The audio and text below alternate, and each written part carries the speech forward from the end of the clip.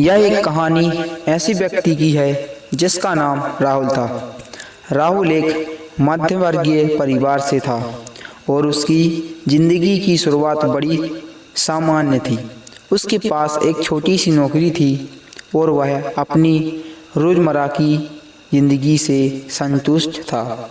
लेकिन धीरे धीरे उसकी ज़िंदगी में परेशानियां आती शुरू हो गईं।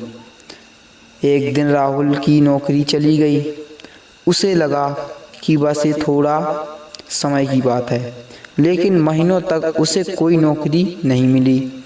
घर का खर्चा चलाना मुश्किल हो गया।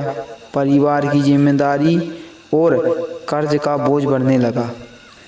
इस दौरान राहुल ने कई कोशिश की, लेकिन हर बार असफल रहा। इन कठिन परिस्थितियों में राहुल को अक्सर महसूस होता था कि उसका जीवन रुक गया है। वह हर दिन नए संघर्षों का सामना कर रहा था और उसकी मानसिक स्थिति भी बिगड़ने लगी। उसने कई बार हार मानने की सोची, लेकिन फिर उसे अपने परिवार की याद आई, उसकी पत्नी और बच्चे जिसके लिए वह सब कुछ कर रहा था। राहुल ने सोचा कि वह हार नहीं मान सकता।